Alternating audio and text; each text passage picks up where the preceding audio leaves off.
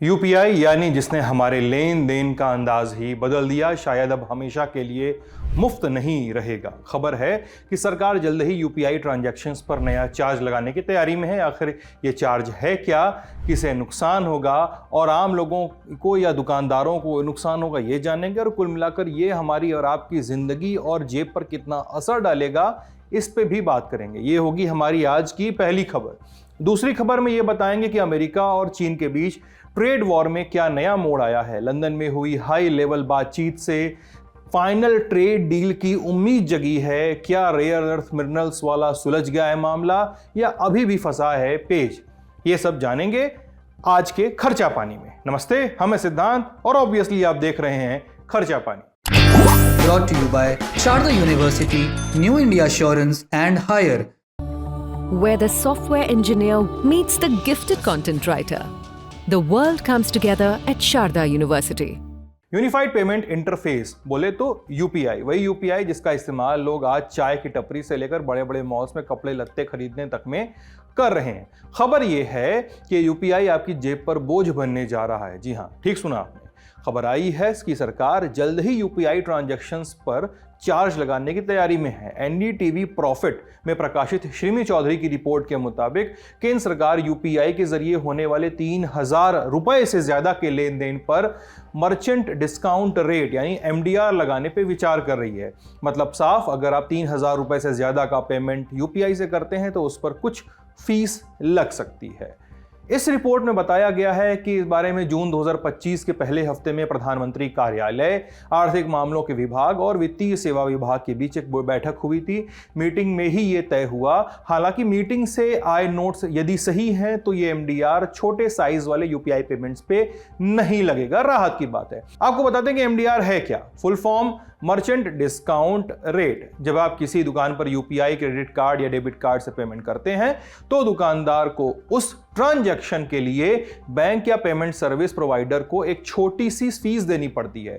यह फीस ही एमडीआर कहलाती है। बता दें कि जनवरी 2020 से यूपीआई और रुपे डेबिट कार्ड लेन देन पर एमडीआर लागू नहीं होता है। अब सवाल आता है कि यदि सरकार की ऐसी योजना है तो क्यों है, मतलब क्यों लाई गई है। रिपोर्ट में कहा गया है कि बैंक और पेमेंट सर्विस प्रोवाइडर्स को अपने डिजिटल ट्रांजैक्शन को हैंडल करने के लिए, खासतौर से बड़े लेन देन की उसको हैंडल करने की जो लागत है वो बढ़ रही है। बैंक और पेमेंट सर्विस प्रोवाइडर्स को वो पैसा सर्वर चलाने वालों, सिक्योरिटी सिस्टम बनाए रखने के लिए, ट्रांजैक्शन को तेज और सुरक्षित करने में खर्च करना पड़ता है। अब चूंकि जनवरी 2020 से सरकार ने इन पे जो एमडीआर है उसको जीरो कर दिया था, तो न दुकानदार को कोई फीस देनी पड़ती थी और न ही ग्राहक को। इससे यूपीआई की लोकप्रियता आसमान छूने लगी। साल 2025 की 17 जनवरी को वित्त मंत्रालय की तरफ से जारी एक प्रेस रिलीज में कहा गया था कि national payments corporation of India के आंकड़ों के मुताबिक दिसंबर 2024 भर में ही देश भर में 16.73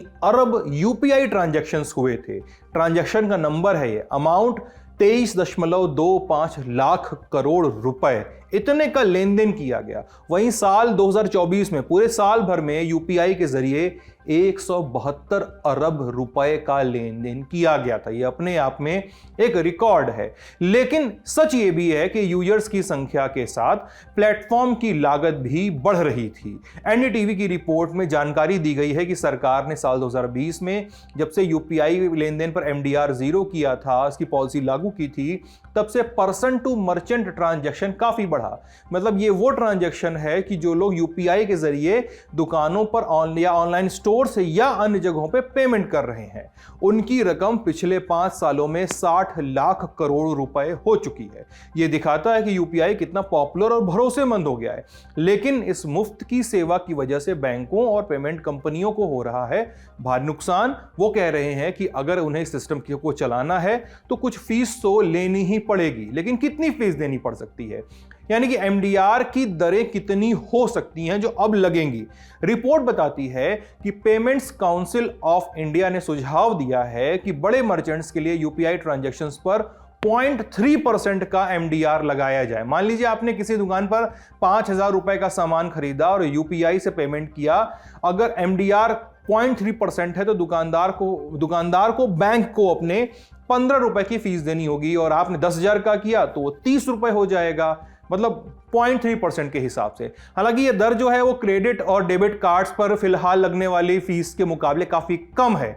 क्रेडिट और डेबिट कार्ड्स पर पेमेंट देने पर 0.9 से 2% का एमडीआर वसूला जाता है। रुपे क्रेडिट कार्ड पर तो अभी भी एमडीआर नहीं लगता और वो इस दायरे से बाहर रह सकते हैं। और आपको मालूम ही है कि दुकानदार इतने दयावान नहीं है कि वो आपको सामान बेचकर प्लेटफॉर्म का खर्चा खुद उठाएं, बाकी आप खुद समझदार हैं। खबर सच हुई और सरकार ने पैर नहीं खींचे तो उड़ती चिड़िया कह रही है कि बस एक आध महीने की बात है, फिर तो यूपीआई पर भी टैक्स लगेगा। लेकिन अभी सारे स्टेक होल्डर्स के साथ चर्चा के बाद ही कुछ पक्का किया जाएगा। बता दें कि अगर एमडीआर लागू हुआ तो बैंकों और पेमेंट सर्विस प्रोवाइडर्स को फायदा होगा। सीएनबीसी टीवी 18 की एक रिपोर्ट में बताया गया है कि यूपीआई सिस्टम को चलाने का सालाना खर्च 10,000 करोड़ रुपए का है, लेकिन सरकार सिर्फ 1,500 करोड़ रुपए की सब्सिडी देती है।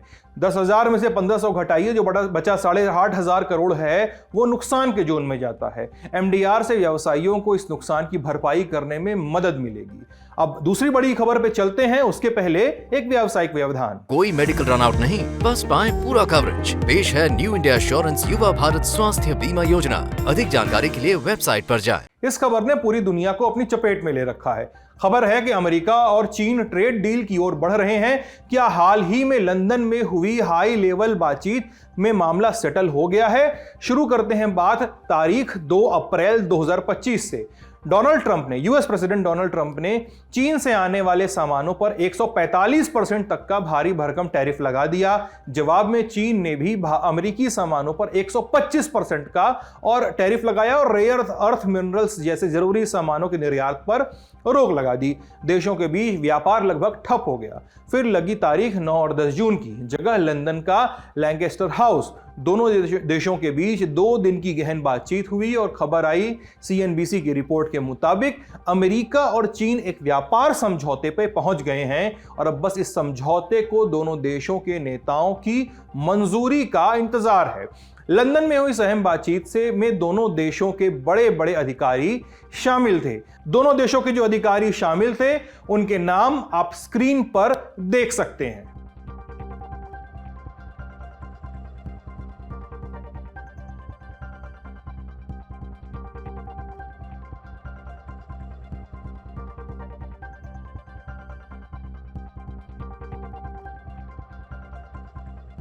अब दोनों देशों के प्रतिनिधियों ने 2 दिनों तक यानी 9-10 जून तो गहन चर्चा की। बाद में अमेरिकी वाणिज्य सचिव हॉवर्ड ल्यूटनिक ने संवाददाताओं को बताया कि हम जिनेवा सहमति और दोनों राष्ट्रपतियों के बीच हुई बातचीत को लागू करने के लिए एक रूपरेखा पे पहुंच गए हैं। चीन के अंतर्राष्ट्रीय व्यापार प्रतिनिधि तथा चीन के वाणिज्य मंत्रालय में उप मंत्री ली वेंगचोंग ने भी कुछ इसी तरह की जानकारी मीडिया को दी। अब सवाल है कि दोनों देश इस स्थिति तक पहुंचे कैसे। आपको मालूम ही है कि अप्रैल 2025 का महीना यूएस प्रेसिडेंट ट्रंप ने कई देशों पर भारी भरकम का टैरिफ अपना लगा दिया था। लिस्ट दिखाई, उनकी भौएं सबसे ज्यादा चीन पे सिकुड़ी थी। चीन का जिक्र आया था तो चीन ने भी पलट के टैक्स लगा दिया। ये सब खर्चा पानी के पूर्व के एपिसोड में हमने आपको बताया है कि चीन ने कैसे दुनिया भर में अपने रेयर अर्थ मैग्नेट्स की सेल पर प्रतिबंध लगा लिया, एक्सपोर्ट को रोक दिया।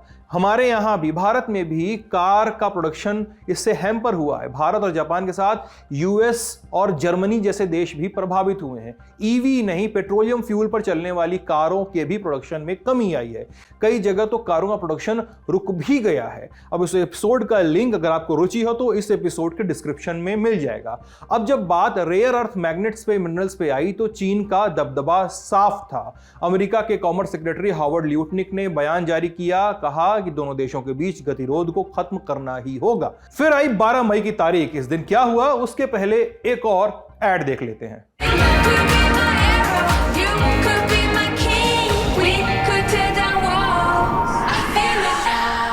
12 मई के दिन जेनेवा में अमेरिका और चीन के अधिकारी आपस में मिले। बात हुई कि दोनों देशों ने बौराकर एक दूसरे पर जो टैरिफ लगाया है उस पर 90 दिनों का पॉज लगाया जाए।